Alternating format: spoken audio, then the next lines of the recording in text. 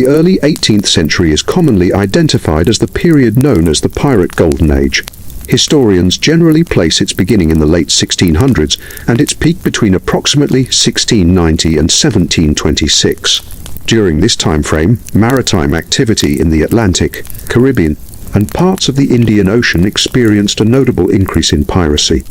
This increase was influenced by the end of major European wars, shifts in colonial trade patterns, and changes in labor conditions at sea. The transitional nature of naval employment, combined with expanding global commerce, created circumstances in which independent maritime raiding became more prevalent and, in many regions, difficult for governments to control. The conclusion of the War of the Spanish Succession in 1713 is widely considered a major contributing factor. Thousands of sailors and privateers who had been employed during wartime suddenly found themselves without work. Privateering commissions, which had allowed them to legally raid enemy ships, were revoked or significantly reduced. Many of these individuals possessed naval experience, knowledge of ship handling, and familiarity with combat at sea. As legitimate employment opportunities declined, some of them turned to piracy as an alternative source of income. This transition was made easier by the availability of small, fast vessels left over from wartime service. Maritime trade in the early 18th century expanded significantly. European empires transported goods, silver, enslaved people, and raw materials across vast distances. Merchant vessels moved continuously along established routes connecting the Caribbean, North America, Africa, and Europe. These routes created predictable targets for piracy. Large merchant ships often traveled with inadequate protection, and many colonies lacked the naval capacity to defend their coastal waters. These conditions provided opportunities for small pirate crews to intercept slow or lightly armed vessels. The Caribbean Sea became one of the most active regions for pirate operations. This area contained numerous islands, coastal inlets, and shallow waters that complicated naval patrols. Certain islands, such as New Providence in the Bahamas, developed reputations as pirate bases. New Providence, largely neglected by British authority for extended periods, offered a safe anchorage for refitting ships, dividing plunder, and recruiting new crew members. The absence of strong administrative oversight allowed pirate groups to operate openly in some years, establishing temporary infrastructure to support their activities. Pirate crews during this era tended to operate under informal systems of governance. Although not uniform, many crews adopted written or verbal agreements, sometimes referred to as articles, which outlined rules of conduct, distribution of plunder, compensation for injuries, and basic decision-making procedures. Captains were often elected and could be removed by a majority vote. Quartermasters typically held responsibility for managing daily discipline and representing crew interests. This structure differed from the hierarchical command systems found on naval or merchant ships, and historians note that the relative equality aboard pirate vessels attracted some sailors who experienced harsh conditions under conventional maritime employment. The pirate economy was based largely on the theft and resale of valuable cargo. Common targets included gold, silver, coinage, textiles, sugar, tobacco, indigo, rum, and manufactured goods. Pirates rarely sought to hold territory or govern populations. Their operations were mobile, opportunistic, and typically limited to plundering ships. After capturing a vessel, pirate crews inspected its cargo, selected valuable items, and sometimes recruited willing sailors. Captured ships that were fast and maneuverable could be retained and converted into pirate vessels. Slower or damaged ships were often released or scuttled. Prominent individuals became associated with this period. One of the most well-known was Edward Teach, commonly known as Blackbeard. He operated primarily in the Caribbean and along the southeastern coast of North America. Historical records indicate that he maintained a reputation for intimidation, which he used as a tool to avoid unnecessary combat. Another significant figure was Bartholomew Roberts, also known as Black Bart. Roberts was active in the Atlantic and the western coast of Africa. He captured hundreds of ships over the course of his career and is considered one of the most successful pirates of the era. Other individuals such as Charles Vane, Henry Jennings, and Calico Jack Rackham contributed to the overall activity of the period. The presence of female pirates such as Anne Bonny and Mary Read is documented in early 18th century sources. Their participation in Rackham's crew and their trials after capture have been preserved in contemporary accounts. Although their exact roles and actions are debated by historians, the available records confirm that they operated alongside male crew members. Their experiences highlight the diverse backgrounds from which pirate crews were sometimes assembled. Governments in Europe and the colonies viewed piracy as a threat to trade, revenue, and diplomatic stability. By the 1710s and 1720s, British authorities in particular implemented stronger measures to suppress piracy. One significant action was the appointment of Woodes Rogers as governor of the Bahamas in 1718. Rogers arrived at New Providence with naval support and issued the King's Pardon, which offered amnesty to pirates who surrendered voluntarily within a specified time frame. Many accepted the pardon, though some returned to piracy after initially complying. Rogers also sought to re-establish administrative control, rebuild fortifications, and restore lawful trade. Naval patrols increased across key regions. Warships were deployed to protect merchant routes, intercept pirate vessels, and escort convoys. Newly appointed governors in various colonies were instructed to strengthen legal procedures for dealing with captured pirates. Admiralty courts were established or expanded to conduct formal trials. These courts operated under maritime law and focused specifically on crimes committed at sea. Convicted individuals faced penalties that included imprisonment or execution. Public hangings were carried out in ports such as Port Royal, Boston, and London as a deterrent. While the Caribbean remained central to the pirate Golden Age, other regions experienced notable pirate activity as well. In the Indian Ocean and the Red Sea, pirates targeted vessels involved in trade between Europe and Asia. Ships transporting spices, textiles, and other goods were profitable targets. Some pirate groups operating in this region originally came from former privateering backgrounds or were displaced from Atlantic waters. Their operations took advantage of long sea routes that extended across vast distances with limited naval presence. The western coast of Africa also saw pirate activity, particularly around the region known historically as the Gold Coast. European ships engaged in trade or the transatlantic slave trade passed through these waters, creating predictable patterns that pirate crews exploited. Bartholomew Roberts operated extensively in this region, capturing ships traveling between Europe, Africa, and the Americas. His activities demonstrate the global scale of maritime raiding during the Golden Age, extending far beyond the Caribbean. Piracy in the early 18th century was facilitated by the relative slow pace of communication and enforcement across colonial empires. Messages, orders, and warnings could take weeks or months to reach distant governors or naval commanders. This delay created opportunities for pirate vessels to operate with limited interference. Weather patterns, such as prevailing winds and seasonal storms, also influenced naval patrol routes and timing. Pirate crews often understood these patterns and used them to plan escapes or avoid heavily patrolled areas. The types of ships used by pirates varied, but smaller, faster vessels were often preferred. Sloops, schooners, and brigantines were common choices.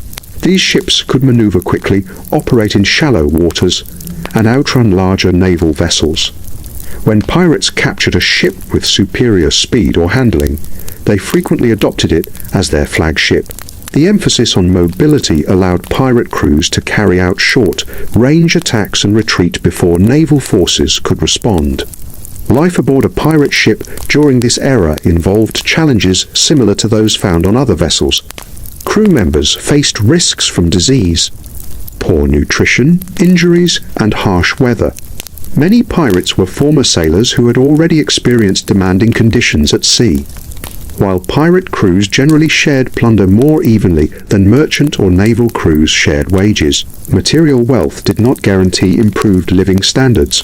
Daily routines involved maintenance of the ship, navigation, lookout duties, and preparation for possible combat. Pirate engagements with merchant vessels varied in intensity.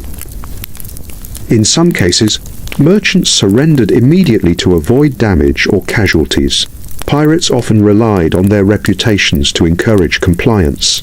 In other situations, resistance occurred, leading to brief skirmishes. The firepower available to pirate vessels ranged from small arms to full-sized cannons, depending on the ship. Their ability to carry out successful captures frequently depended on surprise, intimidation, and superior seamanship rather than sustained combat. The decline of the pirate Golden Age resulted from coordinated efforts by European powers, improvements in naval patrols, and the gradual stabilization of post-war economies. As more pirates were captured, pardoned, or killed, the number of active crews decreased. By the mid-1720s, major pirate leaders had been eliminated. The execution of Bartholomew Roberts in 1722 and the earlier death of Blackbeard in 1718 are commonly regarded as turning points. After these events, large-scale piracy in the Atlantic diminished significantly. The suppression of piracy also coincided with changes in colonial administration. Governments increased investment in fortifications, law enforcement, and the protection of trade routes. Naval ship design continued to improve, giving authorities better tools for pursuing pirate vessels. Administrative reforms strengthened customs enforcement and improved the regulation of maritime labor. These developments collectively reduced the conditions that had allowed piracy to flourish. These measures gradually shifted the balance between lawful maritime commerce and illicit activity, leading to more predictable conditions for merchants and colonial authorities. As naval presence increased in key regions, the likelihood of pirate vessels successfully intercepting merchant ships diminished. The installation of more consistent patrol schedules allowed colonial governments to respond more quickly to reports of suspicious activity. Harbor defenses were reorganized, and local militias were instructed to cooperate with naval commanders when pirate sightings occurred near populated areas. These coordinated efforts limited the safe spaces available to pirate crews, reducing the number of accessible ports where they could repair vessels, unload cargo, or recruit new members. By the 1730s, most surviving individuals associated with the pirate Golden Age had either retired, integrated into lawful maritime occupations, or been captured. Those who accepted earlier pardons often attempted to find work in colonial ports, though many encountered difficulty due to limited opportunities and reputations that created distrust among employers. Some former pirates shifted to small trading or fishing operations. Others left maritime work entirely and sought livelihoods on land. Documentation on these transitions is incomplete, but historical records indicate that the economic shift after the major suppression campaigns forced many to abandon seafaring lifestyles. The reconsolidation of imperial trade networks during this period contributed to more stable commercial environments. Shipping lanes between Europe, the Americas, and Africa regained reliability as insurance rates fell and merchants regained confidence in long-distance transport. Governments introduced regulatory adjustments designed to standardize maritime practices, including requirements for ship registration, cargo documentation, and captain licensing. These measures helped authorities track vessel movements more accurately and detect irregularities that might indicate pirate involvement or illicit trade. The decline of large-scale piracy did not eliminate all unlawful activity at sea. Smuggling remained common across many colonial regions, especially in areas where tariffs or trade restrictions created incentives for clandestine transport. However, smuggling operations differed from the open and violent raids characteristic of Golden Age piracy.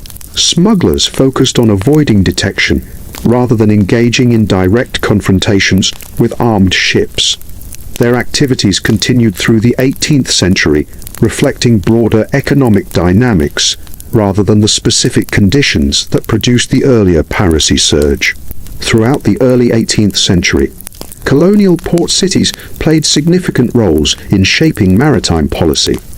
Cities such as Boston, Charleston, Port Royal, and Kingston served as administrative centers where naval commands were headquartered. Legal proceedings were conducted, and captured pirate crews were detained.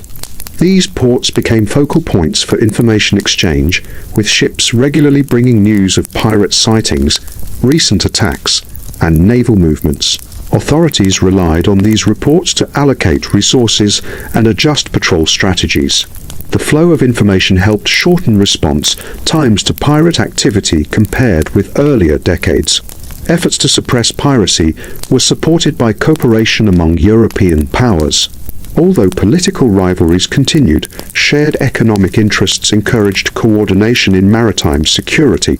Diplomatic communication improved concerning the extradition of captured pirates, the handling of stolen goods, and the prosecution of crimes committed in international waters. Agreements between nations enabled navies to pursue suspected pirate vessels beyond territorial waters under certain conditions. These collaborative policies helped reduce geographical gaps in enforcement that pirates had previously exploited. In some regions, private merchant vessels received authorization to arm themselves or hire additional security in response to piracy threats. While not universally implemented, these measures provided temporary support during periods of heightened risk. Merchant captains were instructed to remain alert, maintain lookout rotations, and avoid isolated routes known for pirate activity. Sailing in convoys offered further protection, though such arrangements required coordination and were not always feasible for ships with strict schedules. These defensive practices contributed to a gradual reduction in successful pirate attacks. Historical records indicate that contemporary observers often discussed piracy in printed pamphlets, newspapers, and official correspondence. These materials provided detailed accounts of captured crews, notable engagements, and the outcomes of trials. Some publications included descriptions of pirate ships, weaponry, and tactics, offering readers insight into the operational methods of the era. Over time, these accounts contributed to wider public awareness of naval security issues and the governmental response to maritime crime. Documentation from the period also contains information about the daily functioning of admiralty courts. Proceedings focused heavily on testimony from captured sailors, merchant captains, and naval officers. Courts examined ship logs, cargo manifests, and eyewitness accounts to determine whether defendants had participated in piracy. In many cases, individuals who could demonstrate that they had been forced into service by pirates were acquitted. Courts made distinctions between voluntary participation and coercion, though the standards of evidence varied from case to case.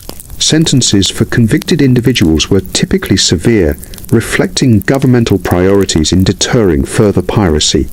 In addition to legal measures, the dissemination of royal proclamations played a significant role in shaping maritime behavior.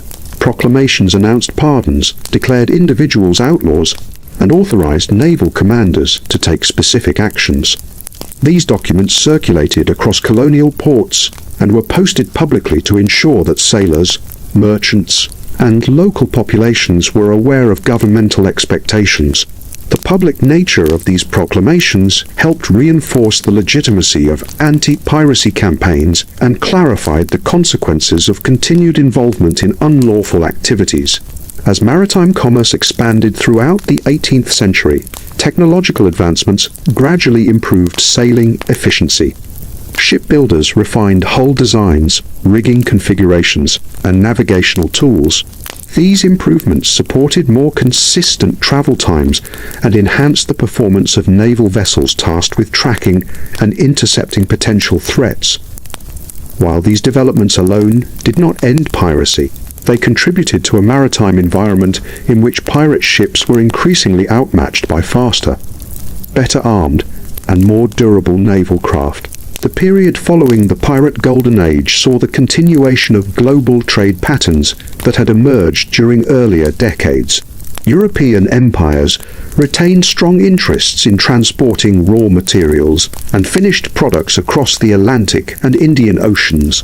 Plantation economies in the Caribbean continued to export sugar, rum, and other commodities. North American colonies expanded their participation in transatlantic commerce, shipping lumber, fish, grain, and other goods to markets abroad. These economic activities relied on stable shipping lanes, underscoring the importance of sustained efforts to prevent piracy from resurging. Historians analyzing the Pirate Golden Age note that the phenomenon reflected broader socio-economic conditions rather than isolated criminal behavior. Many participants were former sailors who faced limited employment options after wartime service ended. The rapid expansion of maritime trade provided targets, while the relative weakness of colonial enforcement created opportunities. Understanding these patterns helps contextualize piracy within the larger framework of early modern labor markets, imperial politics, and global commerce. The decline of piracy corresponded closely with changes in these underlying structures. Maritime records from the early 18th century reveal details about the types of cargo most commonly targeted by pirates. Silver and gold remained among the most valuable items, but more routine commodities such as textiles, flour, salt beef, and timber were also seized. Pirates often focused on goods that could be sold quickly in coastal markets or traded informally with sympathetic merchants. The specific cargo taken from captured ships varied depending on the needs of the crew and the economic conditions of nearby ports. This variability demonstrates the opportunistic nature of pirate operations. Although piracy declined significantly after the 1720s, isolated incidents continued in some regions. Smaller bands of raiders operated periodically along less traveled routes or near areas where naval patrols were infrequent. However, these incidents did not reach the scale or organization characteristic of the earlier Golden Age. The combination of stronger enforcement, improved communications, and economic stabilization prevented piracy from regaining its previous prominence. The memory of the Golden Age persisted, however, in legal records, maritime accounts, and administrative correspondence. The lasting historical significance of the Pirate Golden Age lies in its impact on maritime law, naval policy, and colonial administration. The need to suppress piracy prompted the development of standardized procedures for prosecuting crimes at sea. It also encouraged improvements in naval coordination and strategic planning. Many of the legal frameworks established during this period continued to influence maritime governance in subsequent centuries. The era also left a substantial archival record that provides valuable information about seafaring life, global trade, and imperial networks in the early modern period. Although the Pirate Golden Age has often been portrayed in later cultural works as a period marked by adventure and individualism, historical evidence presents a more practical and economically grounded perspective. The decisions and actions of pirate crews were shaped primarily by immediate survival needs, economic pressures, and opportunities presented by the political landscape of the time. Understanding the era through verified documentation allows for an accurate assessment of its causes, development, and decline. This approach supports a factual representation suitable for historical analysis. The influence of piracy on colonial regions was not limited to economic disruption. Administrators frequently reported concerns about the effect of pirate activity on local populations.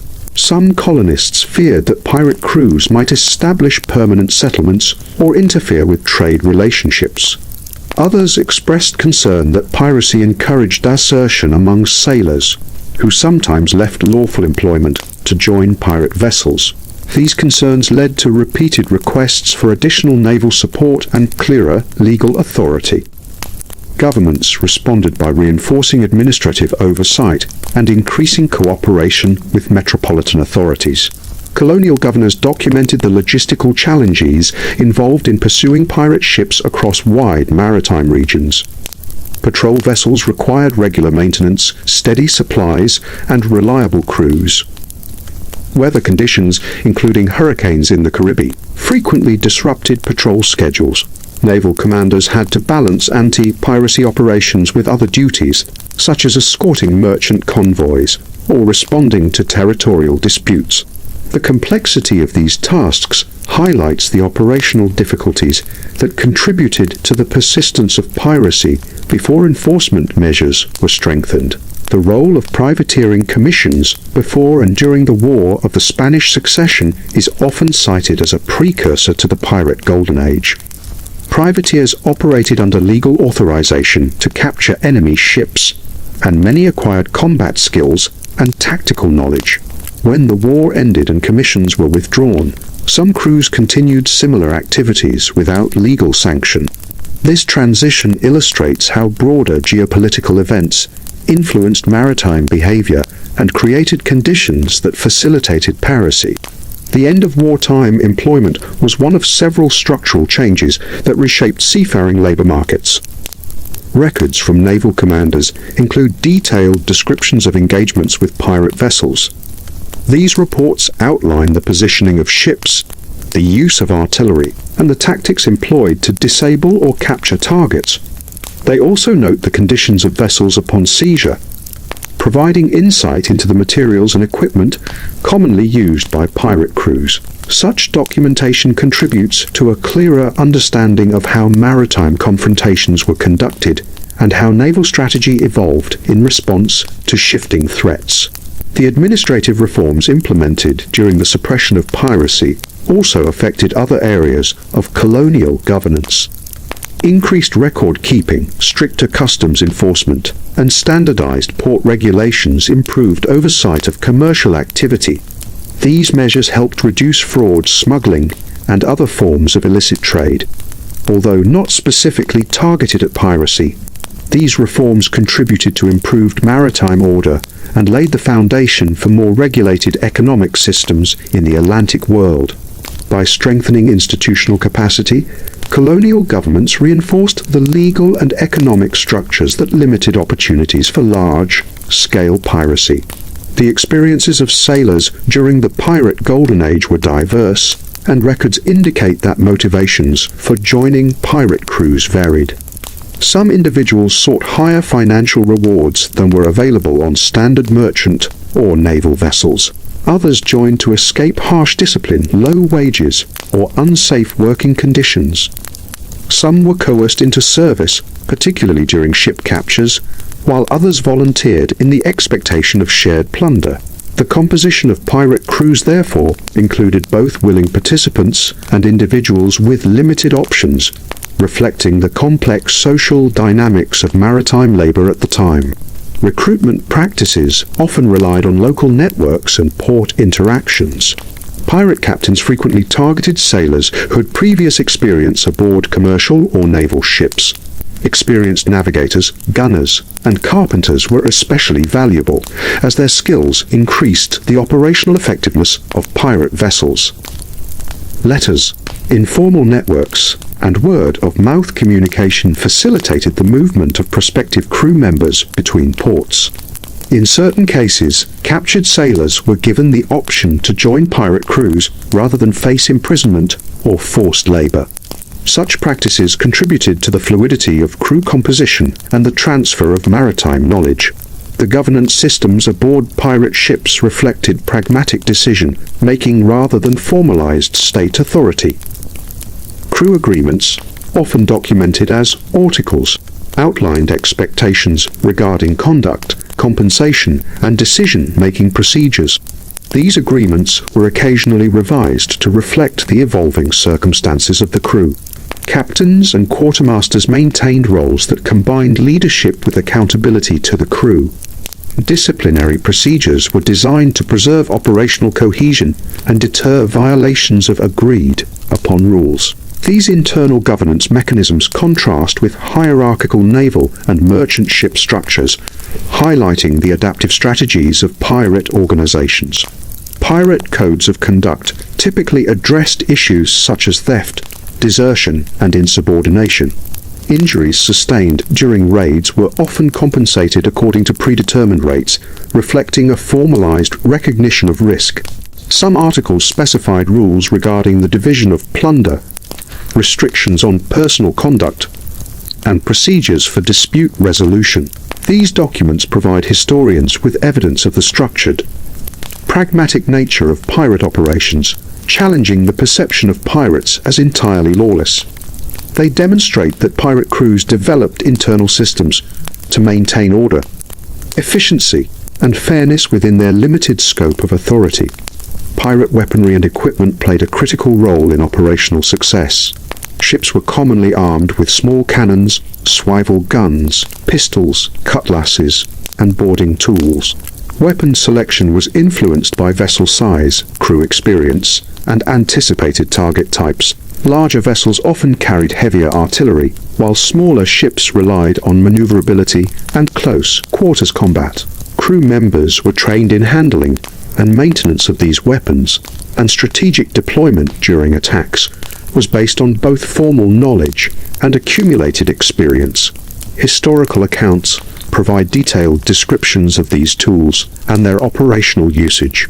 Navigation and seamanship skills were essential for pirate activities.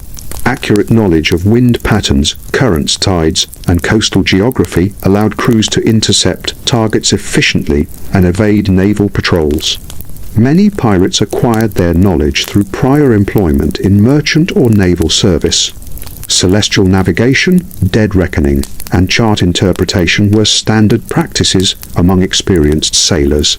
The ability to manage these skills effectively contributed to operational success and reduced the likelihood of vessel loss. Surviving logs and trial records provide insight into the technical expertise possessed by pirate crews. Pirate tactics during engagements varied according to the characteristics of both the pirate vessel and the target. Boarding parties were frequently used to gain control of merchant ships. In some cases, pirates relied on intimidation or deception, such as flying false flags to approach targets without initiating combat.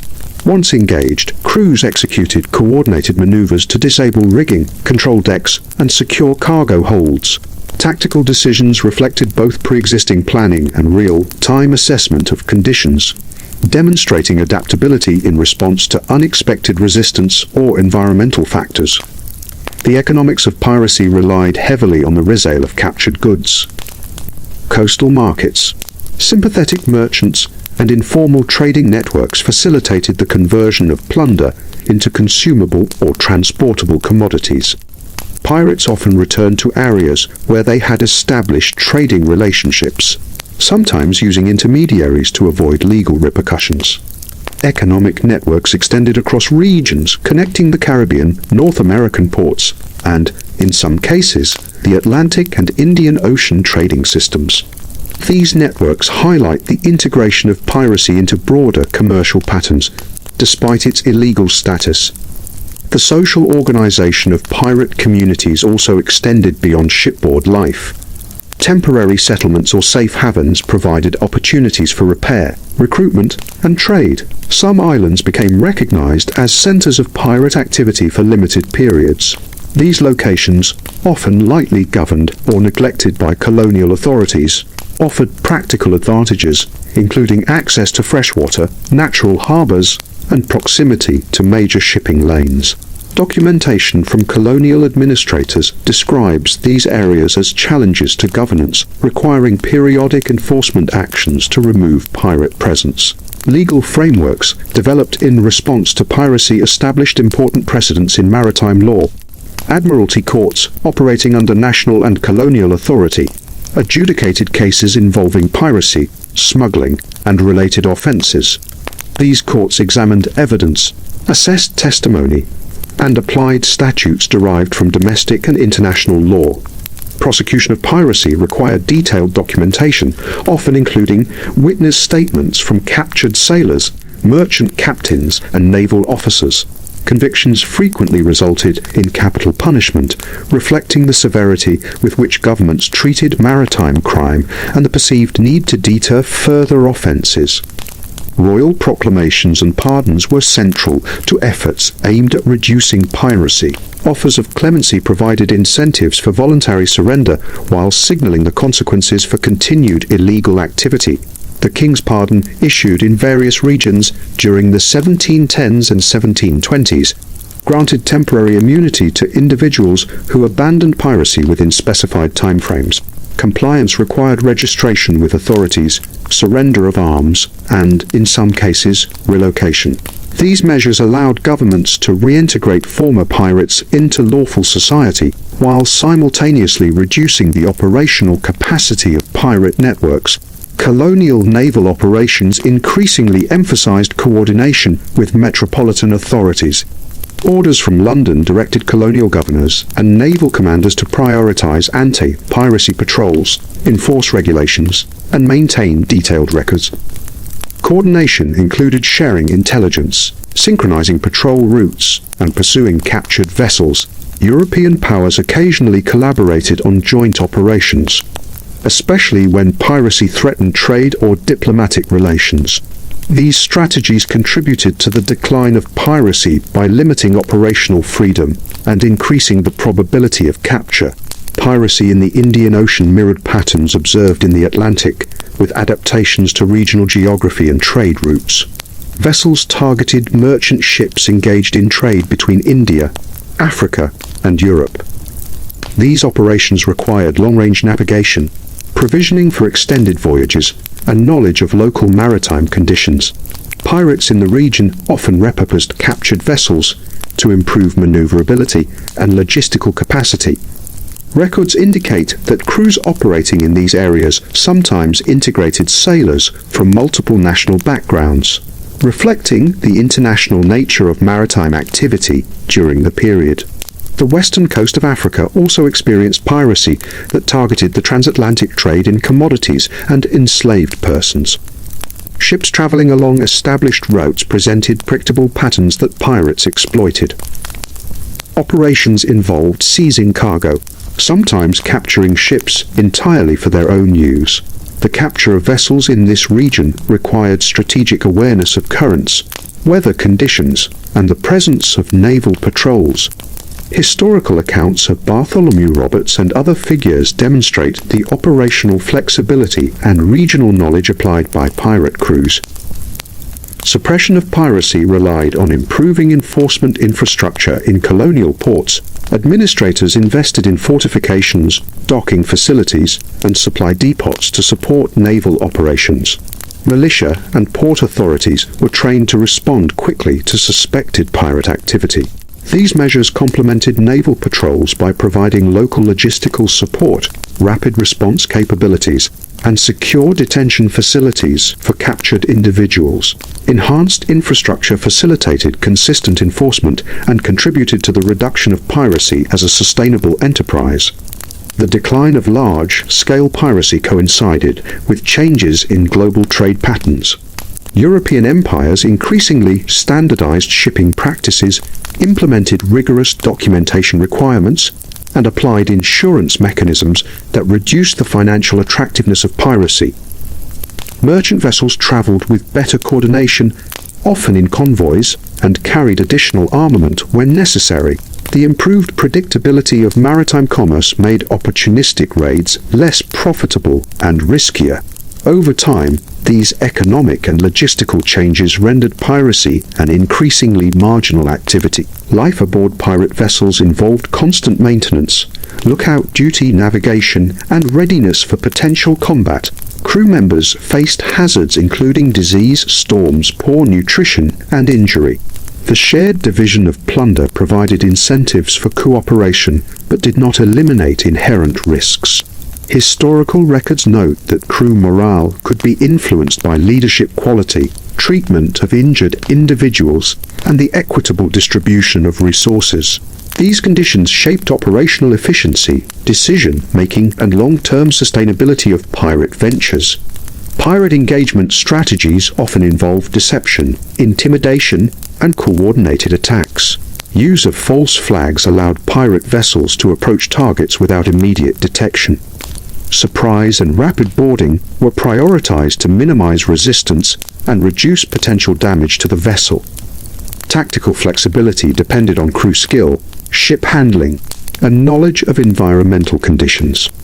Naval encounters required careful calculation, as overestimating strength could result in losses, while underestimating resistance could lead to failure.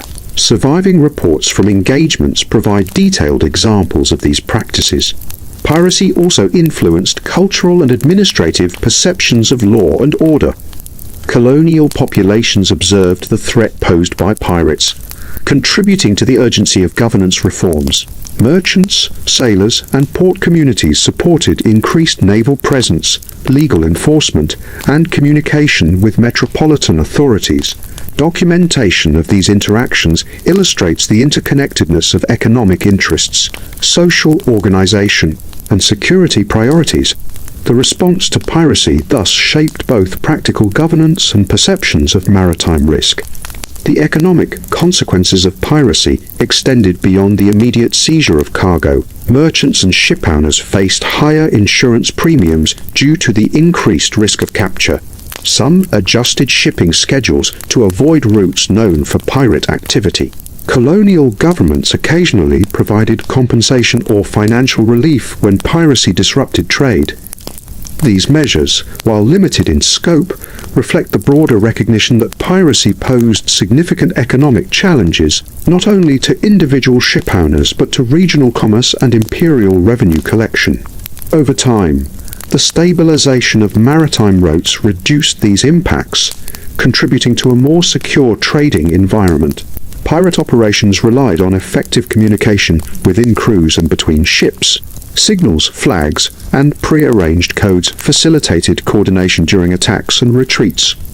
Crews also relied on knowledge of local currents, tidal patterns, and wind directions to optimize approach and escape strategies. Historical records indicate that pirates maintained lookout systems and prepared contingency plans to respond to unexpected resistance or approaching naval vessels. The use of strategic communication reflects the operational sophistication required to conduct successful raids over extended maritime regions. The recruitment of specialists was a notable feature of pirate crews. Navigators, carpenters, surgeons, and gunners were in high demand due to their ability to enhance operational efficiency. Navigators ensured accurate positioning and timing for intercepting targets, while carpenters maintained hull integrity and repaired damage sustained in combat. Surgeons addressed injuries that would otherwise incapacitate crew members, allowing for continued operational capability. Gunners managed artillery and coordinated fire during engagements. The inclusion of skilled personnel demonstrates that pirate crews functioned as organized maritime enterprises with defined operational requirements. Pirate attacks were often opportunistic, targeting vessels with weak defenses, slow speed, or valuable cargo. However, some operations were planned with greater precision, incorporating reconnaissance, route analysis, and intelligence from local informants. Captured sailors occasionally provided information about upcoming voyages, ship cargoes, and security measures. Such intelligence allowed pirate crews to select high-value targets and reduce operational risk. Records from trials and correspondence between naval commanders provide evidence of these strategic practices, illustrating the systematic nature of pirate activity. Pirate settlements and temporary bases facilitated logistical support.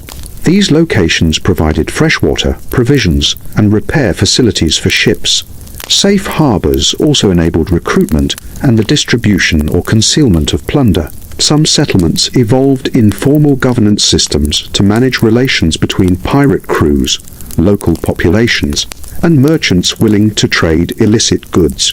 Documentation from colonial administrators highlights the challenges posed by these settlements, which occasionally required military intervention to dismantle or assert governmental authority. The transient nature of pirate communities allowed crews to maintain mobility while sustaining operational effectiveness. Pirate interactions with indigenous and local populations varied depending on regional circumstances. Some groups engaged in trade with local communities, exchanging goods and provisions. Others avoided contact to maintain secrecy and reduce the risk of detection. Historical accounts provide examples of both cooperative and adversarial interactions, reflecting pragmatic decision-making based on immediate needs and perceived threats. These interactions illustrate that pirate activity was not uniformly disruptive to all local populations, and that pirates adjusted behavior in response to regional social and economic conditions. Maritime law evolved significantly in response to piracy. Admiralty courts and related legal institutions codified procedures for prosecuting crimes committed at sea. The courts required detailed evidence, including testimonies, ship logs, and cargo manifests, to establish culpability. Differentiating between voluntary participation and coercion was a central legal consideration, particularly in cases where sailors had been forced into pirate service.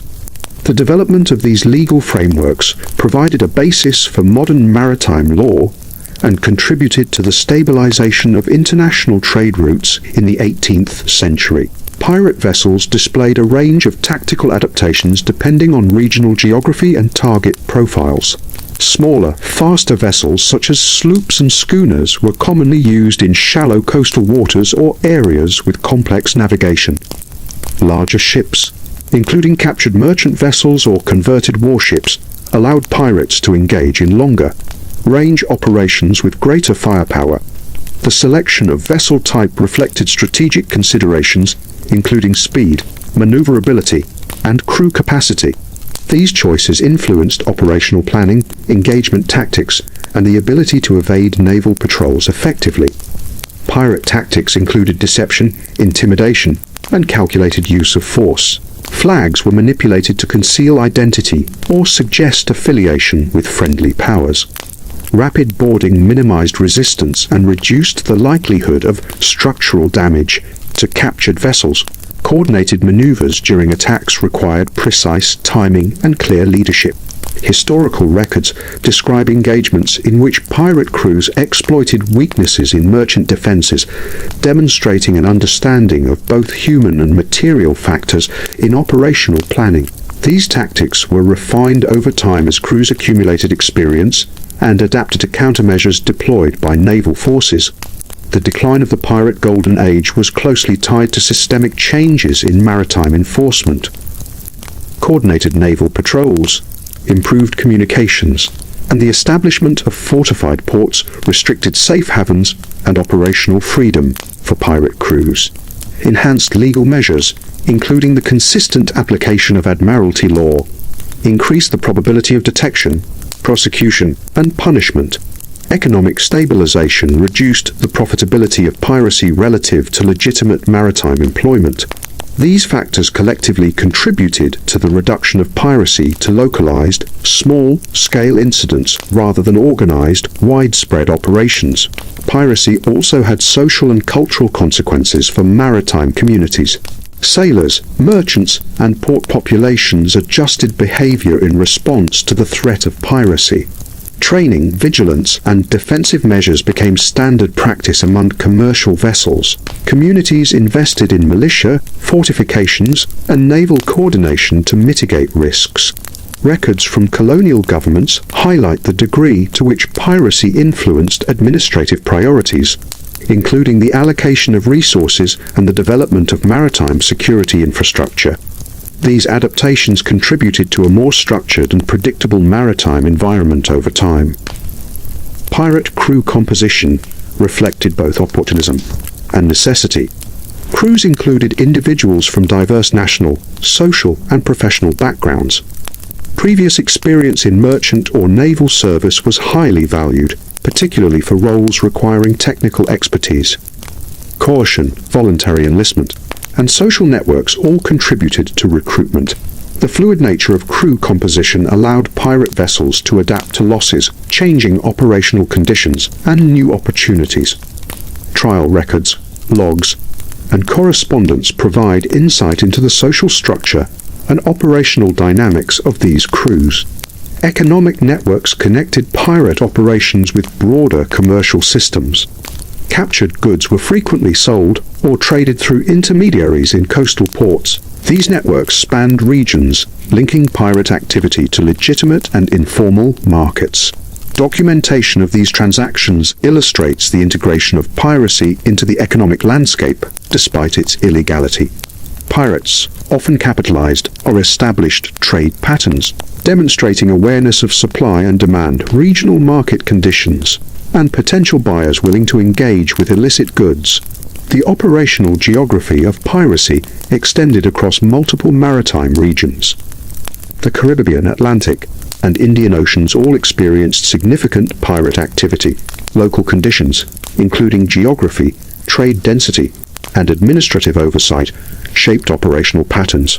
Pirate strategies adapted to these conditions, utilizing knowledge of tides, winds, and coastal features. The global scope of the Pirate Golden Age highlights the interconnectedness of maritime commerce and the challenges faced by authorities attempting to maintain security across extensive and diverse regions. Naval countermeasures included deployment of warships, convoy systems, and targeted raids on pirate bases. These measures were complemented by legal reforms and administrative oversight.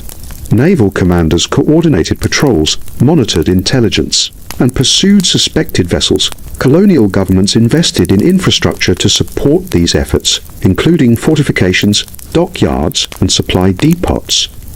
The combination of military, legal, and administrative measures gradually reduced pirate operational capacity and contributed to the decline of large-scale piracy by the mid-18th century.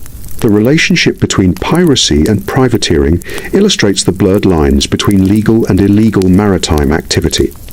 Privateering commissions, issued during wartime, authorized attacks on enemy vessels. After conflicts ended, many privateers faced unemployment and transitioned into piracy. This continuity of personnel, skills, and operational knowledge contributed to the initial rise of the Pirate Golden Age. Understanding the connection between privateering and piracy provides insight into the structural and economic factors that enabled maritime raiding to flourish during this period. The historical record preserves information on prominent pirate figures, including Edward Teach, Bartholomew Roberts, Charles Vane, Calico Jack Rackham, Anne Bonny, and Mary Read. Their activities are documented through trial records, correspondence, logs, and contemporary accounts. These records illustrate patterns of recruitment, engagement, and operational strategy. They also demonstrate the diversity of pirate experience, including leadership styles, tactical approaches, and interactions with local populations. Analysis of these figures contributes to an understanding of the broader dynamics of the Pirate Golden Age. Piracy influenced subsequent developments in maritime law and governance. Admiralty courts, procedural standards, and enforcement practices established during the suppression of piracy persisted and evolved over time. Legal precedents addressed issues such as jurisdiction, evidence, coercion, and international cooperation. These developments provided a framework for regulating maritime commerce and security in later centuries. The Pirate Golden Age thus had lasting implications for the administration of maritime law and the management of global trade networks. Pirate engagement patterns reflected adaptation to economic and environmental conditions. Crews selected targets based on cargo value, defensive strength, and navigational accessibility. Merchant ships carrying precious metals, textiles, sugar, tobacco, and other high-demand commodities were prioritized. Conversely, vessels with substantial firepower or armed escorts were often avoided unless the pirate crew possessed a numerical or tactical advantage. The selection of targets illustrates the pragmatic decision-making underpinning pirate operations and the calculated risk assessment required to maintain operational sustainability. Operational logistics included careful planning for supplies, crew rotation, and ship maintenance. Pirate ships required regular provisioning of food, water, and ammunition. Historical records indicate that crews maintained schedules for cleaning, repair, and resupply during voyages. These logistical practices ensured operational readiness and minimized vulnerability during extended periods at sea. Provisions were often obtained from captured ships or local settlements. The ability to manage logistical requirements was critical to maintaining mobility, effectiveness, and survival. Pirate settlement interactions influenced local economies and governance. Temporary bases offered repair facilities, resupply opportunities, and trade outlets for plunder. Settlements were generally transient to avoid sustained governmental enforcement. Authorities frequently conducted military or legal interventions to remove pirate presence. These interventions varied in effectiveness depending on naval resources, regional geography, and local compliance. Documentation from colonial governors and naval commanders provides detailed accounts of these interactions, demonstrating the complexity of maintaining control over maritime territories during this period. The composition of pirate crews demonstrates significant social diversity. Individuals originated from multiple national, ethnic, and occupational backgrounds. Experience in merchant shipping, privateering, or naval service was common among crew members. Recruitment often relied on social networks, chance encounters in ports, and voluntary or coerced enlistment. This diversity facilitated the transfer of maritime skills and operational knowledge across regions. Historical records indicate that the inclusion of skilled personnel increased the tactical flexibility and efficiency of pirate operations. Crew governance structures were pragmatic and adaptive. Captains were generally elected and subject to removal by the crew. Quartermasters managed discipline, logistics, and resource allocation. Articles outlined rules of conduct, compensation for injury, and procedures for dividing plunder. Disciplinary measures such as fines, demotion, or marooning maintained order and operational effectiveness. The development of these governance structures reflects a systematic approach to managing high-risk maritime enterprises while addressing issues of fairness, efficiency, and cohesion. Pirate vessels varied according to operational requirements. Small, fast ships like sloops and schooners allowed maneuverability in shallow waters and rapid interception of targets. Larger captured merchant ships or converted warships enabled longer range operations with increased firepower. Selection of vessels depended on crew size, cargo capacity, armament, and regional operational conditions. Vessel choice influenced tactical planning, engagement strategies, and the ability to evade naval patrols. Historical records describe how pirate crews captured, modified, and utilized vessels to optimize performance for their specific operational needs.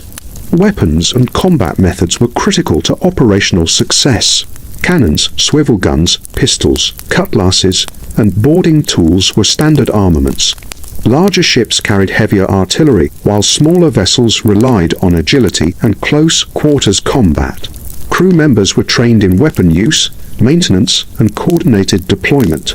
Engagements were planned to minimize resistance and structural damage, preserving both crew safety and ship integrity.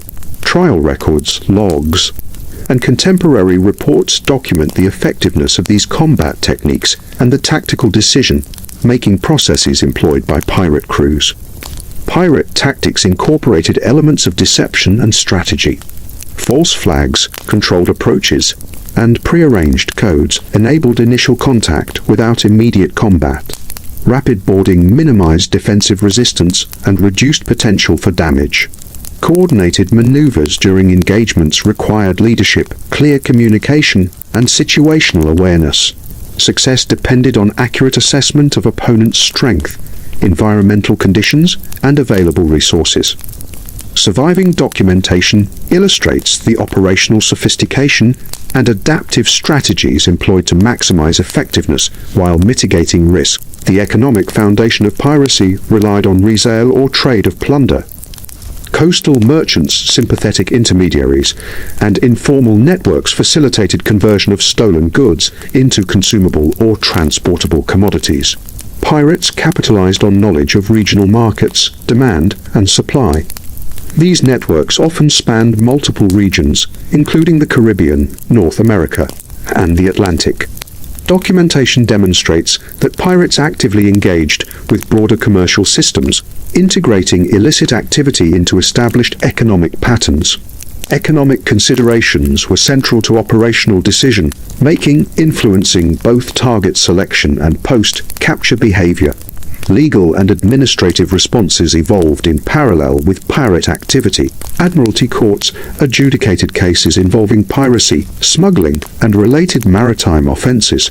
Courts examined evidence including testimony, ship logs, and cargo manifests. Distinctions were made between voluntary participation and coercion, particularly in cases where individuals were forced into service.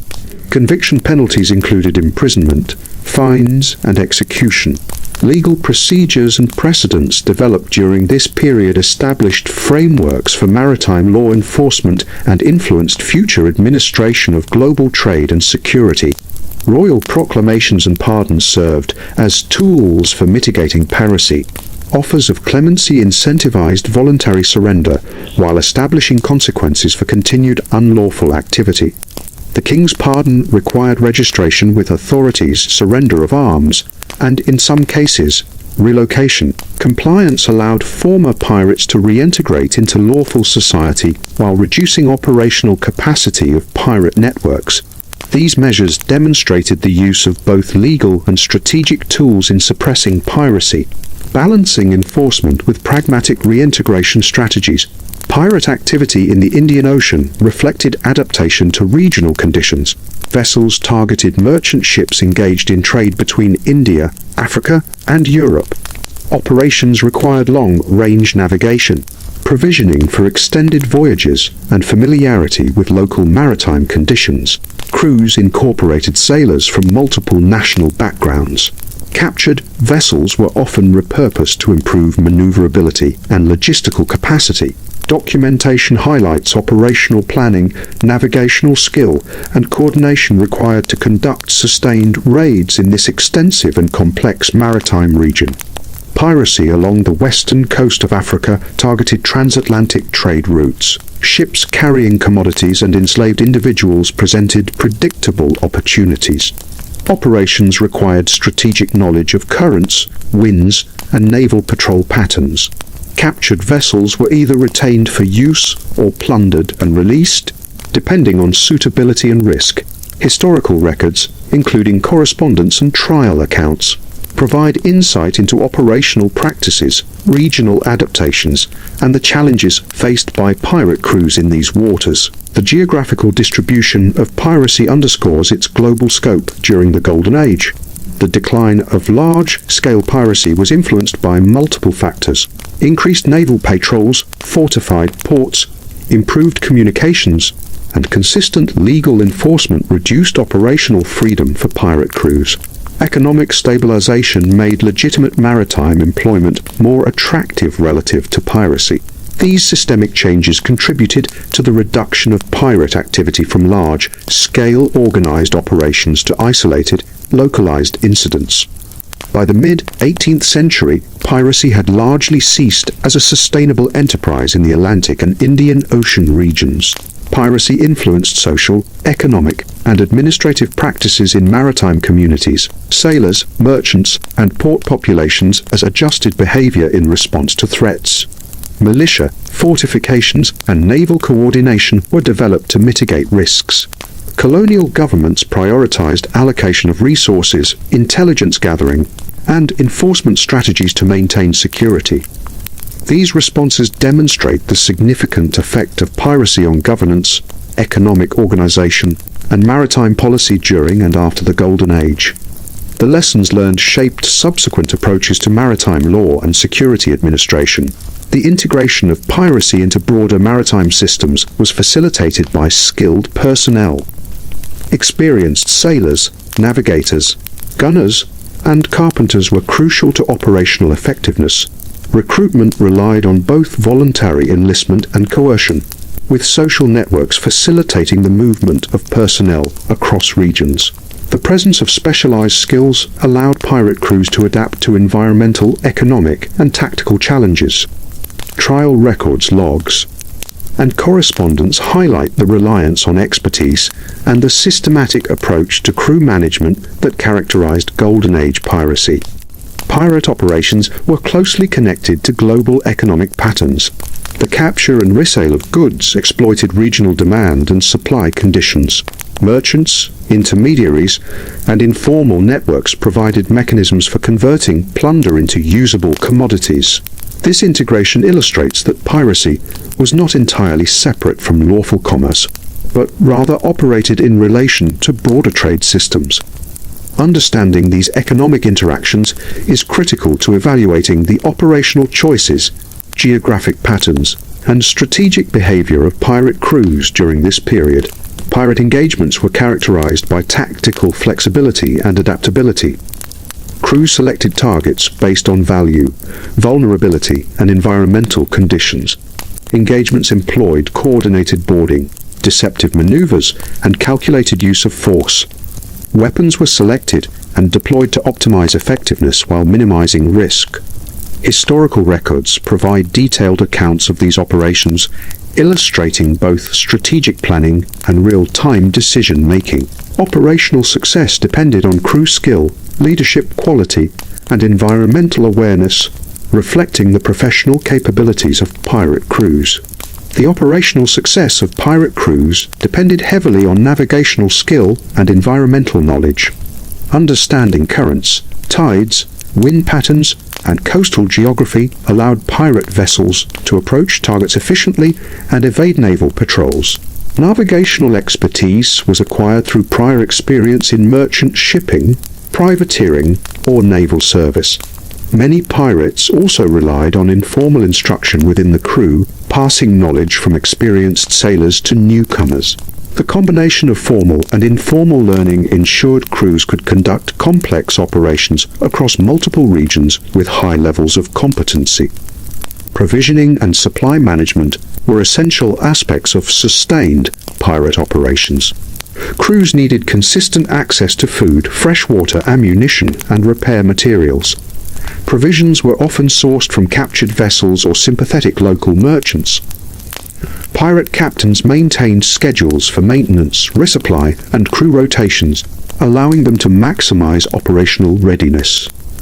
Historical records indicate that effective logistical management contributed directly to the success of long-range raids and the survival of crews in challenging maritime environments. Pirate settlement interactions had significant implications for local governance and economics. Temporary settlements offered repair facilities, trade opportunities, and a base for recruitment. These settlements were usually transient, reducing the likelihood of sustained military or administrative response. Colonial authorities occasionally conducted raids to remove pirate presence, requiring careful allocation of resources and coordination with naval forces. Documentation from governors and naval commanders provides detailed insight into the operational challenges posed by pirate settlements, highlighting the dynamic interaction between pirates and colonial administration. Crew composition reflected both necessity and opportunity. Pirate crews included individuals from diverse national, ethnic, and occupational backgrounds. Previous experience in merchant shipping, privateering, or naval service was common, with skilled sailors being highly valued. Recruitment relied on social networks, chance encounters in ports, and the willingness of individuals to participate voluntarily or under coercion.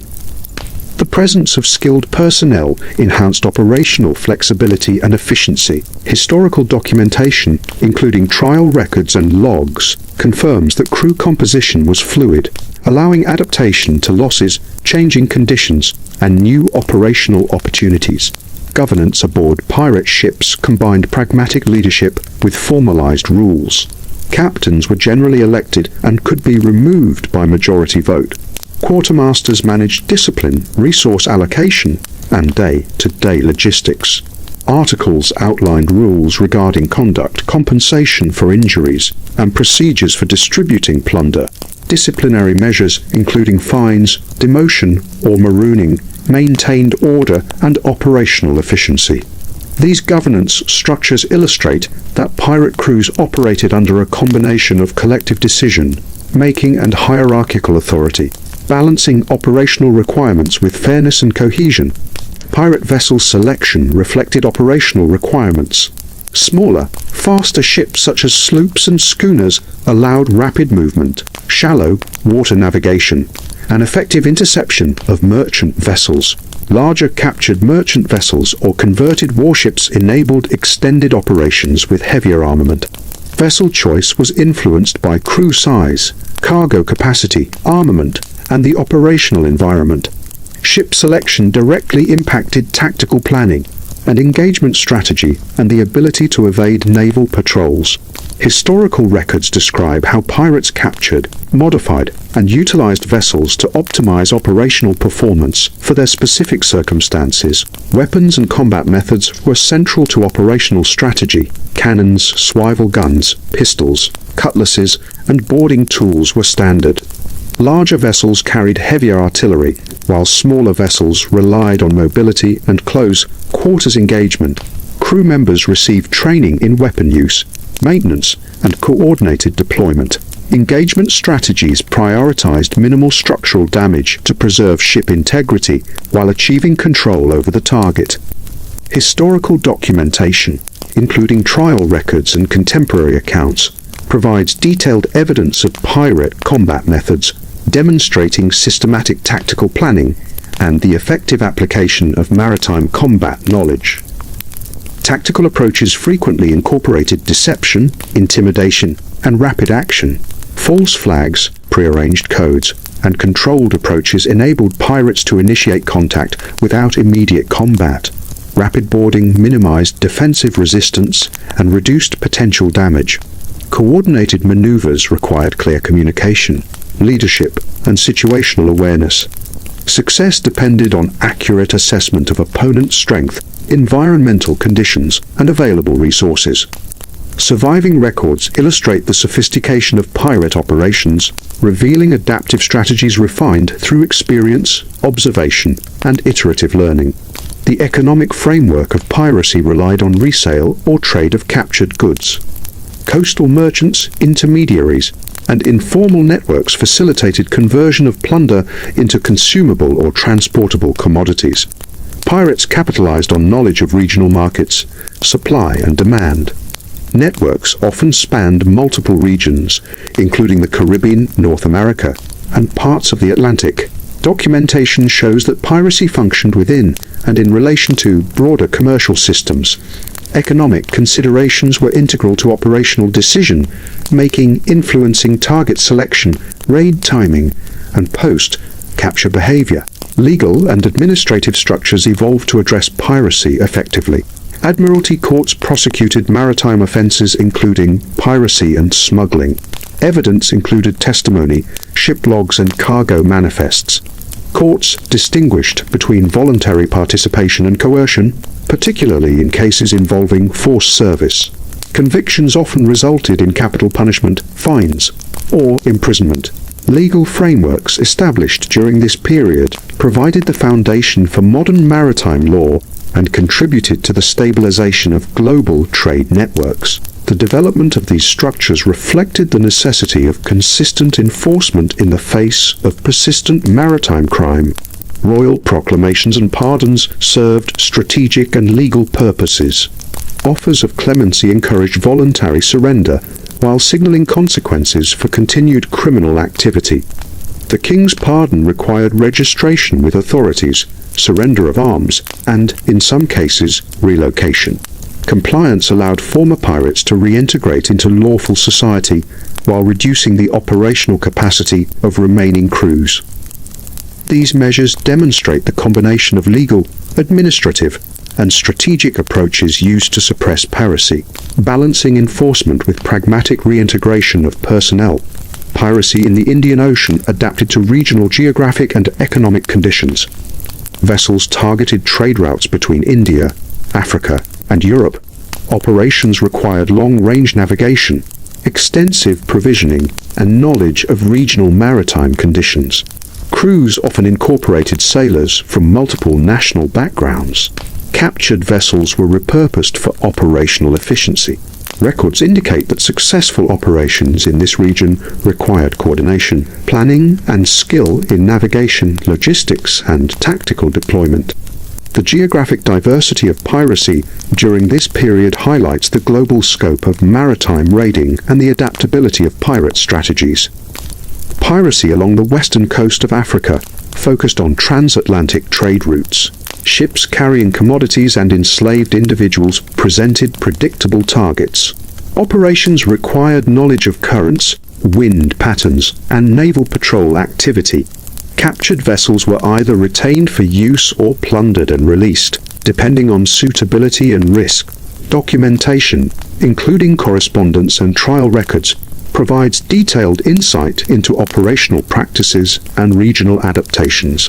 The global distribution of piracy underscores its integration into broader economic and maritime systems during the Golden Age.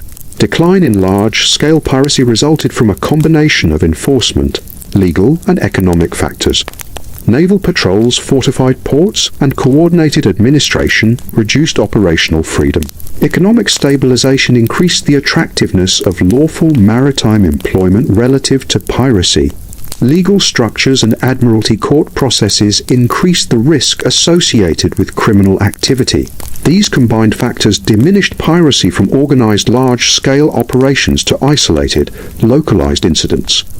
By the mid-18th century, piracy had largely ceased to function as a sustainable enterprise in Atlantic and Indian Ocean maritime zones. Social, economic, and administrative consequences of piracy were significant. Merchant communities, sailors, and port populations adjusted practices in response to threat. Investments in militia, fortifications, and naval coordination mitigated risks. Colonial authorities allocated resources to intelligence collection, enforcement, and judicial processing. These interventions stabilized maritime regions and supported the predictable operation of trade networks. Lessons learned from the Golden Age informed subsequent approaches to maritime law, administration, and security, demonstrating the long-term impact of piracy on governance. The operational effectiveness of pirate crews depended on skill, coordination, and experience. Navigation, combat training, logistics, and communication were critical to success. Crew management required adaptability in response to losses, environmental challenges, and operational opportunities. Recruitment and training of specialized personnel, including navigators, gunners, and carpenters, enhanced operational capabilities. Historical records demonstrate the systematic nature of crew organization, tactical planning, and maritime skill application. These factors were central to the rise, persistence, and eventual decline of organized piracy during the early 18th century. Pirate engagements were characterized by flexibility, pragmatism, and calculated risk. Target selection, approach strategies, boarding tactics, and retreat protocols were adapted to environmental and operational conditions. Weapons, deployment, maneuvering, and coordination were essential to success. Documentation provides evidence of strategic planning, real-time decision-making, and adaptation based on accumulated experience. Operational success was influenced by crew skill, leadership, environmental awareness, and understanding of regional maritime conditions. This practical approach ensured sustained performance for extended operational periods. The long-term impact of the pirate Golden Age extended into administrative, legal, and economic systems. Colonial authorities adapted governance structures in response to the persistent threat posed by pirate operations. Port administration evolved to incorporate fortifications, record keeping, customs enforcement, and coordination with naval forces. These measures enhanced the capacity of colonial governments to monitor maritime activity, process legal cases, and prevent illicit trade. Historical records indicate that the experience of managing piracy contributed to improvements in institutional efficiency, which persisted after piracy declined. Pirate activity influenced maritime insurance practices. The risk of capture or attack increased premiums for merchant vessels and motivated investment in defensive measures. Merchants adjusted shipping schedules, selected convoy systems, and reinforced vessels to mitigate risk. Insurance companies relied on intelligence reports regarding pirate activity to determine rates and policy conditions. These adjustments demonstrate the economic integration of piracy into broader trade systems. Even after large-scale piracy declined, insurers and merchants continued to apply lessons learned from the operational patterns of pirate crews. Crew composition reflected the social and professional diversity necessary for effective operations. Individuals with prior experience in merchant shipping, privateering, or naval service provided essential skills. Recruitment relied on voluntary enlistment, social networks, and in some cases, coerced participation. Skilled navigators, carpenters, gunners, and surgeons contributed to the tactical and operational effectiveness of pirate crews. Trial records, ship logs, and correspondence illustrate that operational success was directly linked to the abilities and experience of individual crew members, as well as the cohesion of the crew as a functional unit. The governance of pirate vessels balanced authority and collective decision-making. Captains were typically elected and could be removed by majority vote. Quartermasters oversaw discipline, resource allocation, and day-to-day operations. Articles outlined behavioral expectations, procedures for dividing plunder, and compensation for injury. Disciplinary measures, such as fines, marooning, or demotion, reinforced compliance and operational efficiency. These governance structures allowed pirate crews to function effectively under high-risk conditions, demonstrating a pragmatic approach to leadership and internal regulation that contrasted with hierarchical naval or merchant systems. Pirate tactics incorporated deception, rapid maneuvering, and calculated aggression. False flags, prearranged signals, and controlled approaches allowed crews to approach targets without initiating immediate conflict. Boarding operations were designed to minimize resistance and damage while ensuring operational control. Maneuvers during engagement required clear communication, leadership, and situational awareness. Records from trials and contemporary accounts illustrate the tactical sophistication of pirate crews, revealing adaptive strategies refined through experience and practical problem solving. Success depended on crew skill, ship handling, environmental knowledge, and the strategic application of force. Economic operations relied on the resale and trade of plundered goods. Coastal merchants, informal networks, and sympathetic intermediaries facilitated conversion into usable commodities. Pirates demonstrated awareness of regional supply and demand, optimizing the selection and sale of captured goods. Networks connected multiple regions, including the Caribbean, North America, and Atlantic trade hubs. Documentation indicates that piracy operated in relation to, rather than isolated from, global trade systems. Economic considerations influenced every aspect of pirate activity, from target selection to engagement strategy and post-capture logistics. Naval and legal responses were critical to the decline of organized piracy. Admiralty courts adjudicated maritime offenses, including piracy and smuggling. Evidence included testimony from captured sailors, merchant captains, and naval officers, as well as ship logs and cargo manifests. Courts distinguished between voluntary participation and coercion. Punishments ranged from fines to execution. Royal proclamations and pardons incentivized surrender and reduced operational capacity of pirate crews. These measures combined enforcement, deterrence, and reintegration, illustrating a comprehensive approach to maritime crime management. Piracy in the Indian Ocean and Western Africa adapted to regional conditions.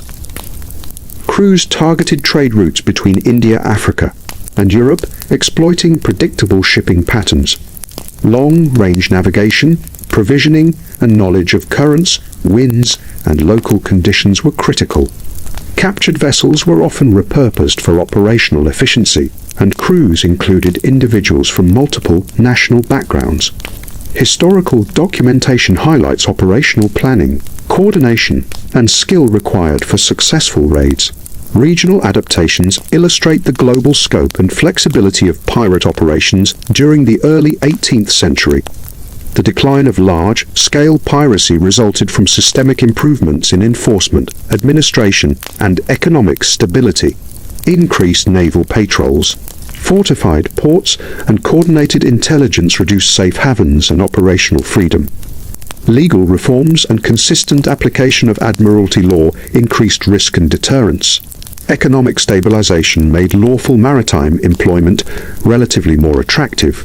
These combined factors transformed piracy from organized, large-scale operations into smaller, localized, and sporadic incidents. By the mid-18th century, piracy was no longer a sustainable enterprise in the Atlantic, Caribbean, or Indian Ocean regions. Pirate activity had social and cultural effects on maritime communities. Merchants, sailors, and port populations adjusted behavior, investing in fortifications, militia, and defensive practices. Colonial authorities allocated resources to intelligence gathering, naval coordination, and legal enforcement. Communities developed protocols for early warning and rapid response. These social adaptations enhanced maritime security, demonstrating the interplay between piracy and broader societal resilience. Historical records show that the experience of piracy prompted sustained improvements in community organization and resource management. Crew skill and organization were central to operational effectiveness. Navigation, seamanship, combat training, logistics, and communication were essential. Recruitment of skilled personnel allowed pirate vessels to adapt to environmental, tactical, and economic challenges. Trial records and contemporary accounts document the systematic approach to training and operational planning. Pirate crews maintained functional cohesion through governance structures, shared incentives, and internal disciplinary systems. These organizational factors underpinned the rise, persistence, and eventual decline of piracy during the Golden Age. Engagement strategies emphasized pragmatic decision-making and flexibility. Target selection was based on economic value, defensive capacity, and environmental conditions. Tactical approaches incorporated coordinated boarding, deception, and rapid engagement. Weapons deployment was strategic, balancing effectiveness and risk. Operational outcomes depended on leadership, crew skill, and environmental awareness. Historical records indicate that tactical decisions were informed by accumulated experience, local intelligence, and real-time assessment of conditions. This pragmatic approach ensured sustained operational capacity despite persistent challenges and opposition. The legacy of the Pirate Golden Age extends into maritime law, administration, and global commerce. Legal precedents, admiralty court practices, and enforcement mechanisms established during this period influenced subsequent maritime governance. Colonial and imperial authorities developed administrative systems to monitor, regulate, and secure trade routes. The experience of suppressing piracy informed the development of naval strategy, port administration, and commercial regulation. These long-term effects highlight the systemic impact of piracy on the evolution of global maritime practices.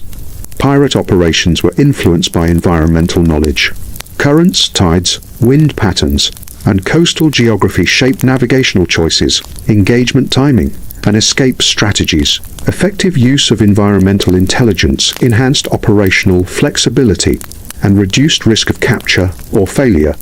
Historical documentation provides evidence of deliberate planning based on environmental conditions, reflecting the professional maritime knowledge possessed by pirate crews. These practices underscore the reliance on both formal navigation skills and empirical experience acquired through observation and repeated operations. Logistical management was essential for sustaining operations. Crews required consistent access to food, water, ammunition, and repair materials. Provisioning relied on captured ships or cooperation with sympathetic merchants. Maintenance schedules ensured vessel readiness and operational efficiency. Historical records indicate that failure in logistical planning frequently resulted in operational setbacks or abandonment of planned raids. The management of supplies, crew rotations, and ship maintenance demonstrates the sophisticated operational planning that underpinned pirate activity. Temporary settlements served both logistical and operational purposes. They provided repair facilities, resupply points, and a base for recruitment. Settlements were transient to avoid sustained enforcement by colonial authorities. Military and legal interventions were periodically conducted to remove pirate presence. Historical accounts detail the interaction between pirate settlements, local populations, and colonial governance. The dynamic between transient communities and administrative authority illustrates the broader challenges of maritime security during the early 18th century. Pirate crew composition and recruitment were influenced by social, professional, and geographic factors.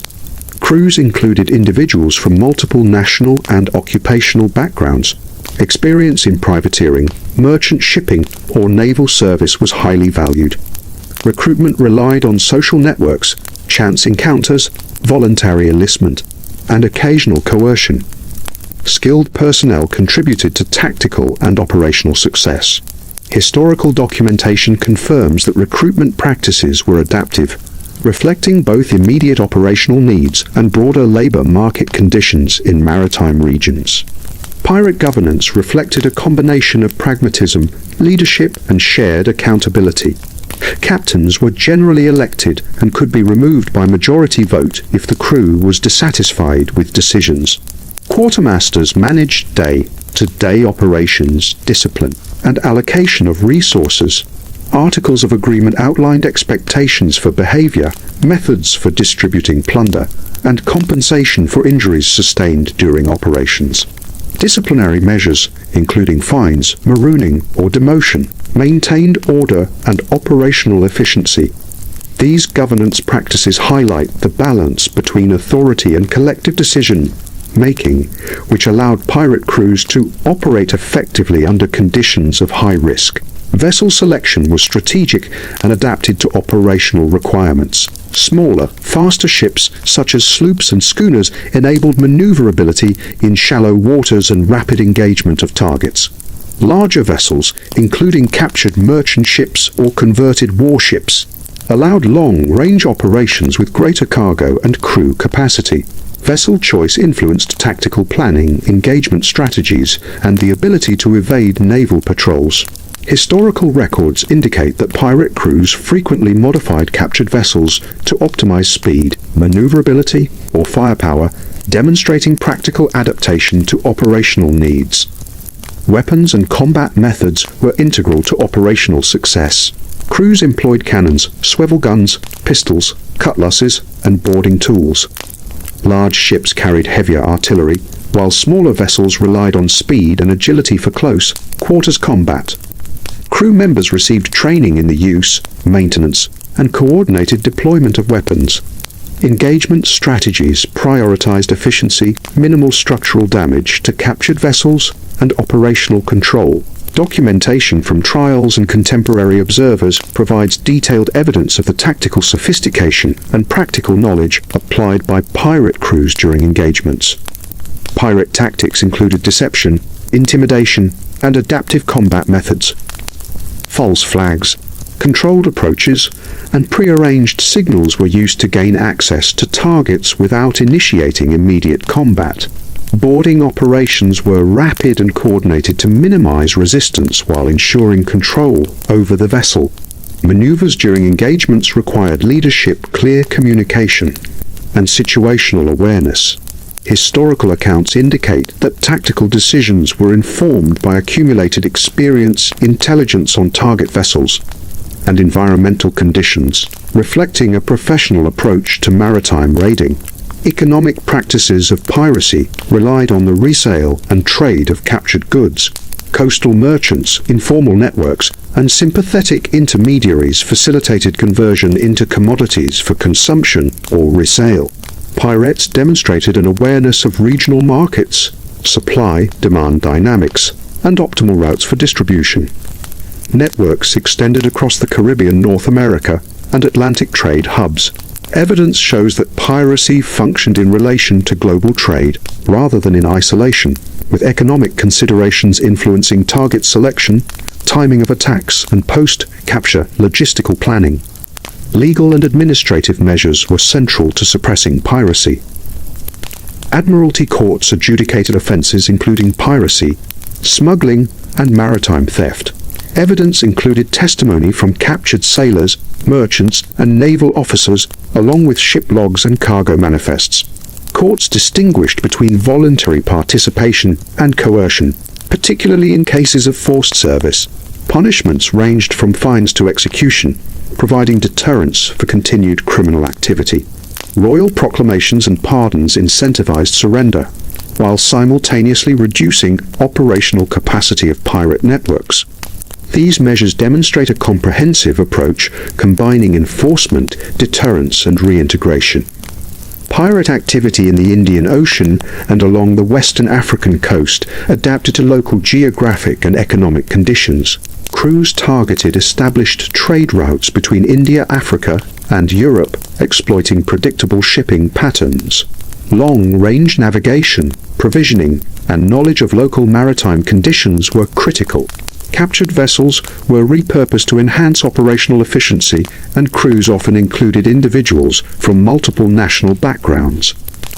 Documentation highlights the planning, coordination, and skill required to conduct successful operations across these regions, illustrating the global reach and flexibility of piracy during the early 18th century.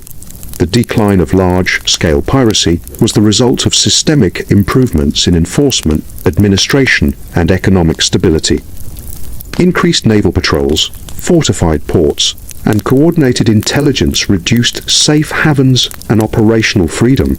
Legal reforms and consistent application of Admiralty law increased risk and deterrence. Economic stabilization increased the appeal of lawful maritime employment relative to piracy. Combined, these factors transformed piracy from organized, large-scale operations into localized, sporadic incidents. By the mid-18th century, piracy had largely ceased as a sustainable maritime enterprise in the Atlantic, Caribbean, and Indian Ocean regions. Pirate activity influenced social and cultural practices in maritime communities. Merchants, sailors, and port populations developed defensive measures, including fortifications, militia organization, and coordinated maritime patrols. Colonial authorities allocated resources to intelligence gathering, naval coordination, and judicial enforcement. Communities created early warning systems, signaling protocols, and response procedures to mitigate pirate threats. Historical records show that piracy shaped community organization, maritime awareness, and resource management, leaving a lasting impact on coastal societies and their ability to respond to maritime challenges. Crew skill, coordination, and experience were central to operational success. Navigation, seamanship, combat training, logistical planning, and internal communication were critical. Recruitment of skilled personnel, including navigators, gunners, carpenters, and surgeons, enhanced operational effectiveness. Trial records, logs, and correspondence provide evidence of systematic crew management and operational planning. Pirate crews maintain cohesion through governance structures, shared incentives, and disciplinary measures, allowing them to sustain high-risk maritime operations over extended periods. Pirate engagements were characterized by strategic planning, pragmatism, and operational flexibility. Target selection was influenced by economic value, defensive capacity, and environmental factors. Tactical approaches included coordinated boarding, deception, and rapid engagement. Weapons deployment and maneuvering were designed to maximize effectiveness while minimizing risk. Operational outcomes depended on leadership quality, crew skill, and environmental awareness. Historical accounts suggest that tactical decision-making was informed by accumulated experience, intelligence gathering, and real-time situational assessment, highlighting the professional competencies of pirate crews. The legacy of the Pirate Golden Age extended to maritime law, administration, and commercial practices. Legal precedents, Admiralty court procedures, and enforcement mechanisms developed during this period influenced subsequent maritime governance. Colonial and imperial authorities applied lessons learned in regulating trade, securing shipping lanes, and coordinating naval operations. The suppression of piracy informed strategies for managing maritime crime, port administration, and international cooperation. The enduring impact of the Golden Age demonstrates its significance in shaping modern approaches to maritime law, security, and commerce. Environmental knowledge was critical to operational planning. Currents, tides, wind patterns, and coastal geography informed navigation, engagement timing, and retreat strategies. Effective utilization of environmental intelligence allowed crews to maximize operational efficiency while reducing the risk of detection or failure. Documentation confirms that pirates combined formal navigation techniques with experiential learning to conduct successful operations across diverse maritime regions. Environmental awareness contributed directly to operational decision-making and strategic planning. Logistical management was essential to sustaining operations. Crews required consistent access to food, water, ammunition, and repair materials.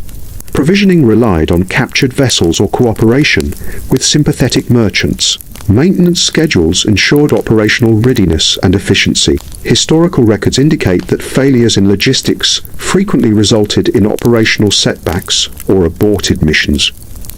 Management of supplies, crew rotations, and ship maintenance illustrates the sophistication of pirate operational planning.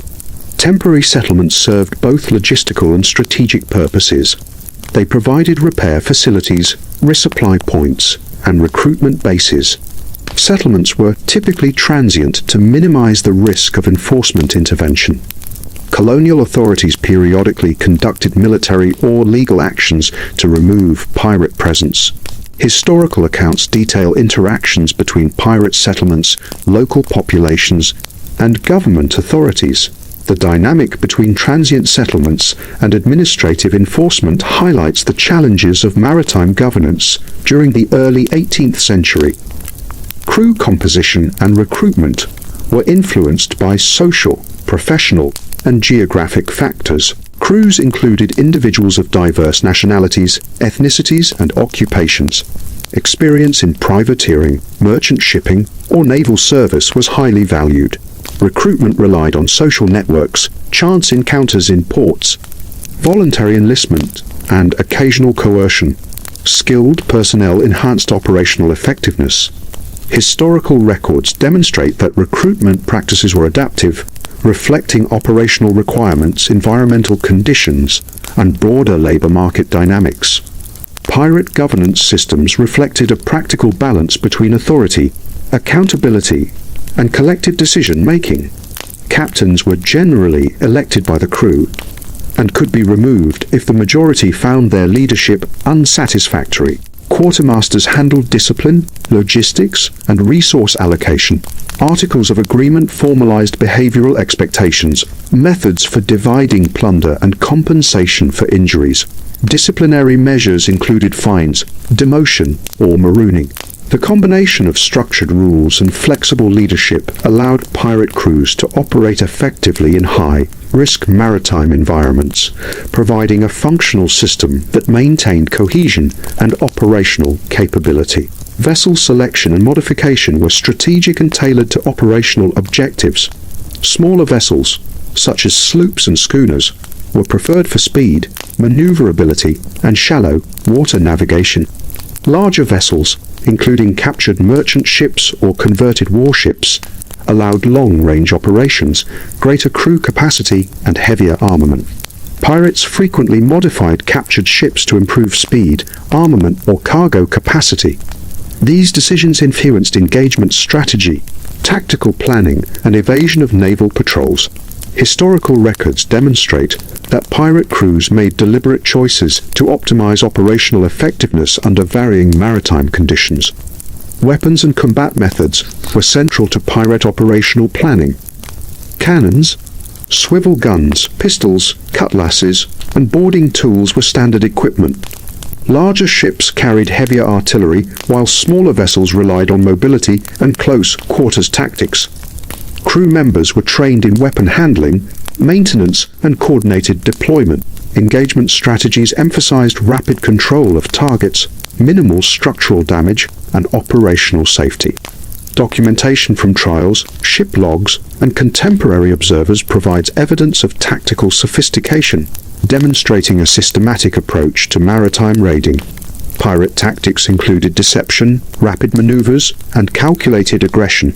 False flags, controlled approaches, and prearranged signals allowed crews to approach targets without initiating immediate conflict.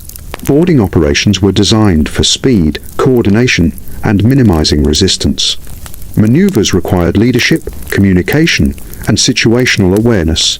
Surviving records indicate that tactical decision-making relied on accumulated experience, local intelligence, and environmental observation. Pirate crews applied professional maritime knowledge to ensure operational success, adapting to changing conditions during engagements.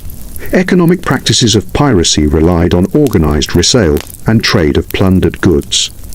Coastal merchants, intermediaries, and sympathetic networks converted plunder into consumable or transportable commodities. Pirates demonstrated knowledge of regional supply and demand, timing of trade, and the location of markets. These networks often spanned multiple regions, including the Caribbean, North America, and Atlantic trade hubs. Evidence indicates that piracy was not isolated, but functioned in relation to global trade systems.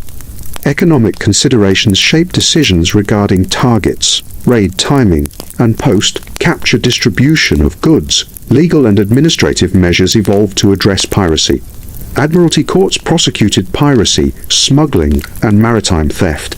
Evidence included testimony from captured sailors, merchants, and naval officers, as well as ship logs and cargo manifests. Courts distinguished voluntary participation from coercion in determining culpability. Punishments ranged from fines to execution. Royal proclamations and pardons provided incentives for surrender while reducing operational capacity. These measures combined enforcement, deterrence, and reintegration, demonstrating a comprehensive approach to maritime crime management. Piracy in the Indian Ocean and Western Africa adapted to geographic and economic conditions. Crews targeted trade routes between India, Africa, and Europe. Operations required long-range navigation, provisioning, and knowledge of currents, wind patterns, and local conditions. Captured vessels were often repurposed for operational efficiency. Crews included individuals from multiple national backgrounds, reflecting the international character of piracy. Historical accounts highlight operational planning, coordination, and skill necessary for successful raids in these regions, illustrating the global reach of pirate activity during the early 18th century. The decline of organized piracy resulted from improvements in enforcement, administration, and economic stabilization. Increased naval patrols, fortified ports, and coordinated intelligence reduced operational freedom and access to safe havens. Legal reforms and consistent application of Admiralty law increased risk and deterrence. Economic stabilization increased the attractiveness of lawful maritime employment relative to piracy. These factors collectively transformed piracy from large-scale, organized operations into localized, sporadic, and limited activity. By the mid-18th century, piracy had ceased to function as a sustainable enterprise across Atlantic, Caribbean, and Indian Ocean regions.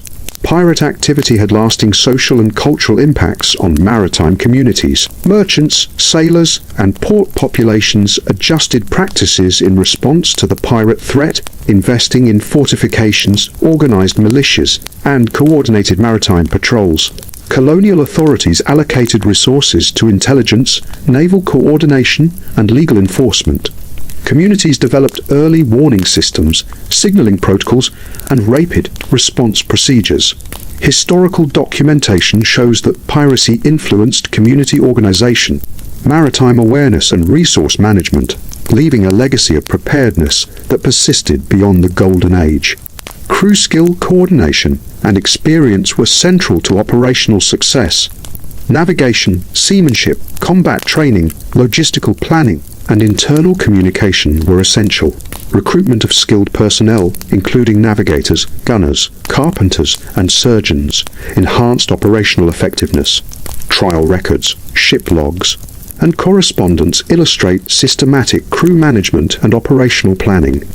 Cohesion was maintained through governance structures, shared incentives, and disciplinary measures, enabling sustained high-risk maritime operations.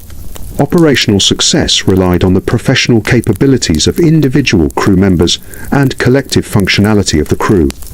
Engagement strategies emphasized pragmatic decision-making, flexibility, and risk assessment. Target selection considered economic value, defensive capability, and environmental conditions. Tactical approaches incorporated coordinated boarding, deception, and rapid engagement. Weapons deployment and maneuvering maximized effectiveness while reducing operational risk. Operational outcomes depended on leadership, crew skill, and situational awareness. Historical records demonstrate that tactical decisions were informed by accumulated experience, intelligence gathering, and real-time assessment, reflecting professional maritime competencies. The pirate Golden Age influenced maritime law, administration, and commercial practices. Legal precedents, admiralty court procedures, and enforcement mechanisms developed during this period informed subsequent maritime governance.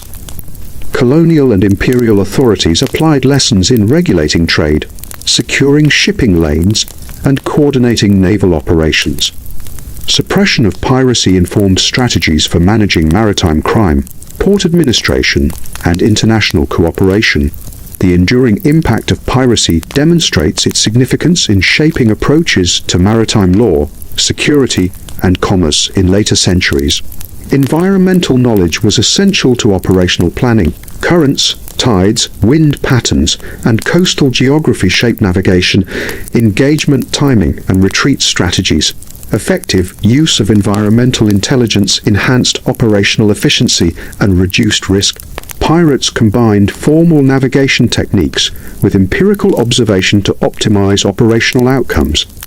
Documentation illustrates deliberate application of environmental knowledge in tactical and strategic decisions, demonstrating the importance of professional maritime understanding to the success of pirate operations. Logistical management was central to sustaining operations. Crews required consistent access to food, water, ammunition, and repair materials. Provisioning relied on captured vessels or sympathetic merchants. Maintenance schedules ensured operational readiness. Historical records indicate that failures in logistics often led to aborted operations or significant setbacks. Management of supplies, crew rotations, and ship maintenance illustrates the sophistication and practicality of pirate operational planning. Temporary settlements served logistical and strategic functions.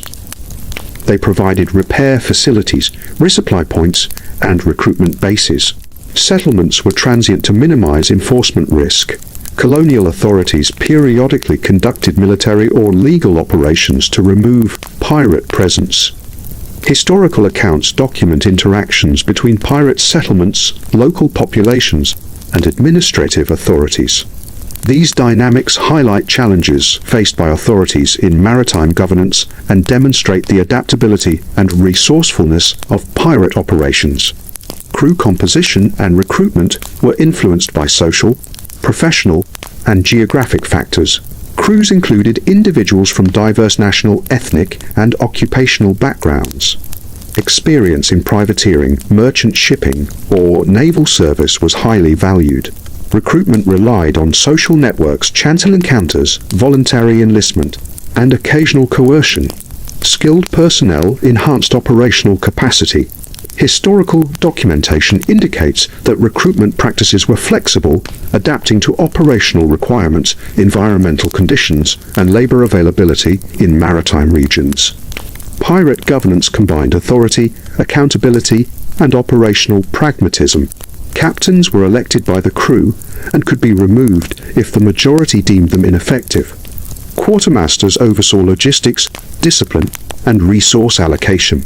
Articles of agreement outline behavioral expectations, rules for dividing plunder, and compensation for injuries.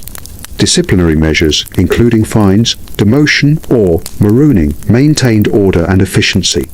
These governance structures allowed crews to function cohesively under high-risk conditions, balancing collective decision, Making with effective leadership, the strategic selection of vessels played a central role in operational planning.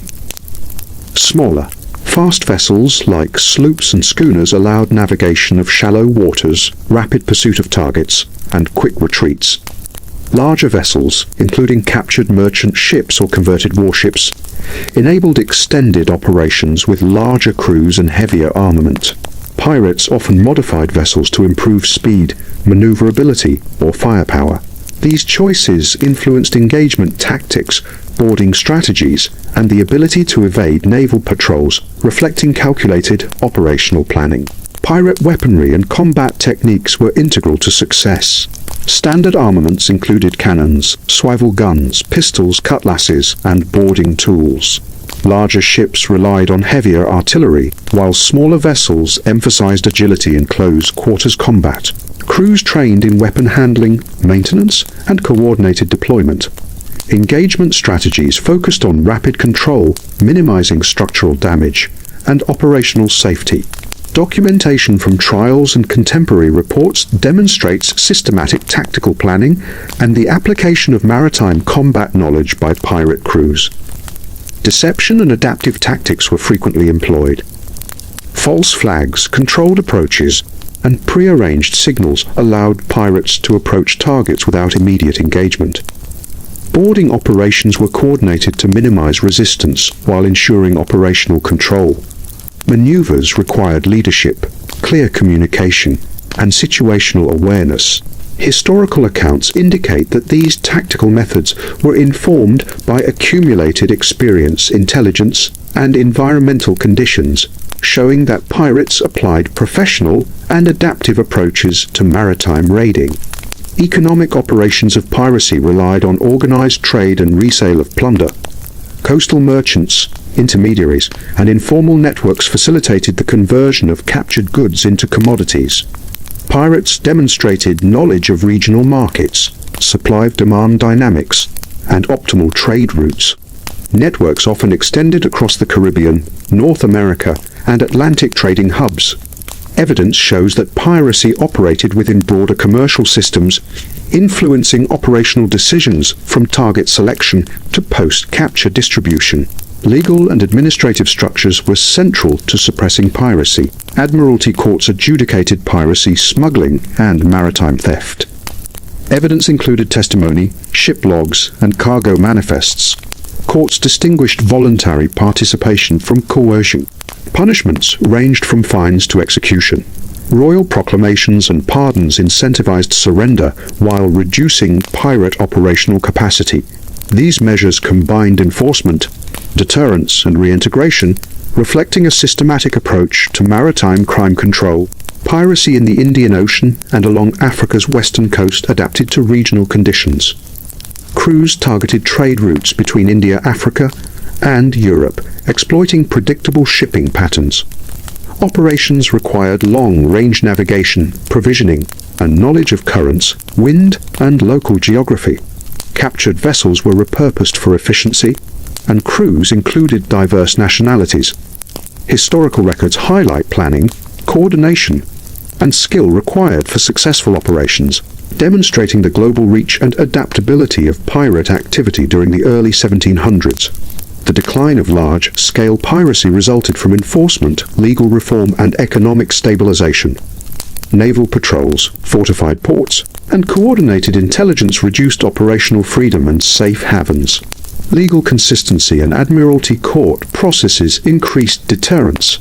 Economic stabilization improved lawful employment options. Collectively, these factors transformed piracy from large-scale organized operations into localized, sporadic incidents. By the mid-18th century, piracy ceased as a sustainable enterprise in the Atlantic, Caribbean, and Indian Ocean regions. Pirate activity affected social and cultural practices in maritime communities. Merchants, sailors, and port populations implemented fortifications, militias, and coordinated maritime security measures. Authorities allocated resources to intelligence, naval coordination, and legal enforcement. Communities established early warning systems, signaling protocols, and rapid response procedures.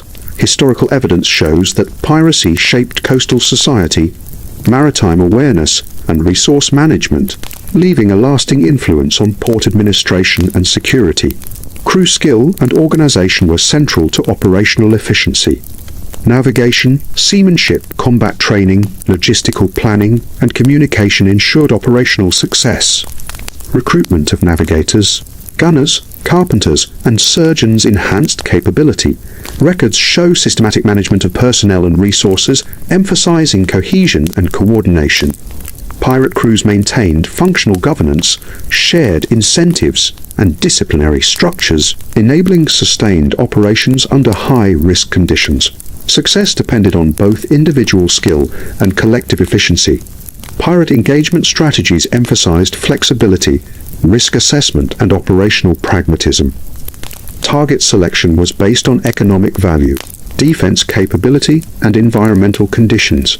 Tactical approaches included coordinated boarding, deception, and rapid action. Weapons deployment and ship maneuvering optimized results while minimizing risk.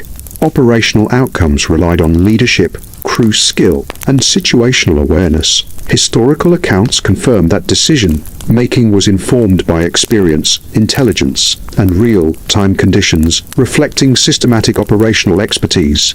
The legacy of the Pirate Golden Age extends into maritime law, governance, and commercial practice.